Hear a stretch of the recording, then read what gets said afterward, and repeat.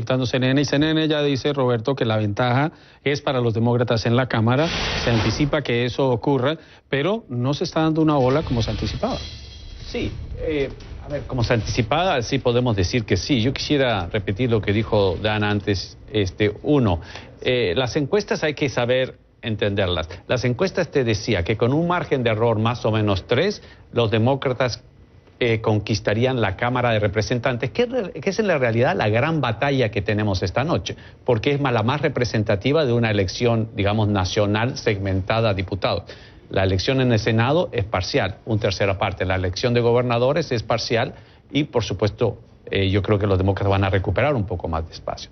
La gran batalla es en el Congreso. Lo que te decían las encuestas es que dentro de un margen de error de más o menos 3, lo más probable es que los demócratas conquistarían la Cámara Baja.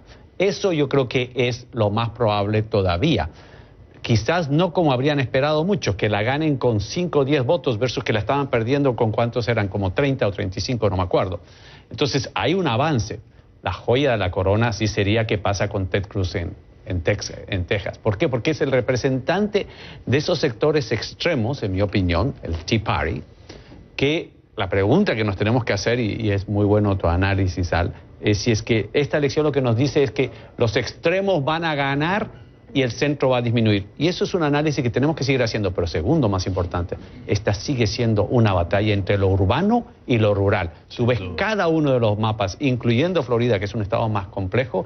Una cosa es las ciudades totalmente demócratas y el campo extenso, las pequeñas ciudades totalmente republicanas. La misma división, el mismo fenómeno que vimos hace 2 años se sigue repitiendo. Este conflicto entre dos vidas, dos dinámicas distintas, las grandes ciudades y las ciudades, y los pueblos que están siendo olvidados y no tienen la misma exposición a las ideas, al progreso que estamos viendo. Recordemos que estamos en un progreso económico, la economía está yendo bien, y que no disfrutan de ese bienestar. Yadira, y cuando uno de los resultados me sorprende, y viene otra proyección de CNN, me sorprende que aunque hemos dicho, mire, estamos proyectando ya que Bob Menéndez retiene su escaño en el Senado, estaba en duda por muchos escándalos, pero es el hispano de mayor rango en el Congreso. Sí, Mari, acabo de hacer la proyección de Robert Menéndez ganador. Estabas, Yadira, te estaba preguntando, lo que vemos hasta ahora, lo que mencionaba Roberto, lo que menciona Al, que va este proceso en el que sí va a haber cambios, pero no van a ser tan dramáticos como se anticipaba. ¿Habías visto esto? ¿Lo percibías cuando hablabas con la gente, cuando hablas con quien discute sobre política?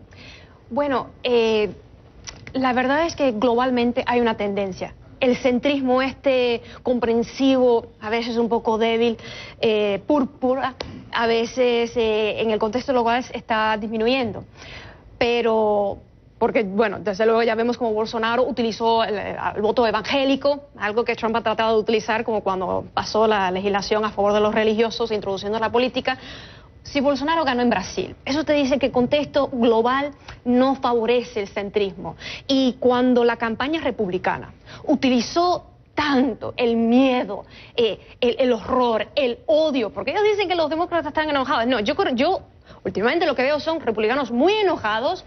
En Miami yo vi incitaciones reales en los early votings al fraude, que decían, hazlo, republicanos, voten doble. En definitiva, los demócratas lo están haciendo. No vengas con eso. Eso es un fraude, no puedes votar doble. Pero cuando utilizan el odio y el miedo, lo que están haciendo es sencillamente ignorando los trabajos, la economía. ¿Por qué? Porque la economía, la bolsa, por ejemplo, burbujas, peligrosa, como nunca lo hemos visto en décadas. ¿Cómo están los empleos? Hay muchos empleos, pero conozco un montón de personas que lo que tienen son 2 y 3 sin beneficios. Son empleos de basura. Entonces, lógico que utilizarían el miedo y el horror, ¿no? El furor de odio para movilizar a la base trumpista, porque sencillamente no podían con el tema de la economía. ¿Y el momento político, Al, corresponde al presidente Trump o corresponde a esa división que se ve entre dos Estados Unidos, entre dos situaciones que se viven y lo están entendiendo los partidos? Esta elección lo que ha hecho es confirmar esa división, no la ha resuelto. La gran preocupación mía con esta eliminación del centro, ¿cómo vamos a negociar? ¿Cómo el gobierno va a poder encarar el sinnúmero de retos que tiene en política exterior, en acuerdos de tarifas, de acuerdos comerciales, cuestiones de infraestructura, de salud, que es la más importante, y si finalmente vamos a llegar a un acuerdo migratorio. Yo veo estos resultados hoy por la noche y me digo a mí mismo, ¿cómo vamos a llegar a un acuerdo migratorio que es tan crucial en este país? Esas barajas todavía que quedan por jugarse, vamos a ver dónde acaban, pero hoy por la noche no me siento muy confiado que nuestro gobierno federal va a funcionar. Si es que, la pregunta a ti, si es que la Cámara Baja termina en manos demócratas, lo que se va a producir es un balance de poder y lo que se podría producir también es que se baje la temperatura. No sé si me explico. Yo creo que presidentes como Bolsonaro, como Trump, no tienen que tener rienda suelta. Tienen que tener límites, porque es el concepto de la democracia. Entonces, si es que al final de la noche los demócratas no tienen la Cámara, o sea, los republicanos mantienen la Cámara Baja, ahí sí creo, tengo mucho miedo de lo que tú dices. Vamos a ver el tono de la conversación esta semana.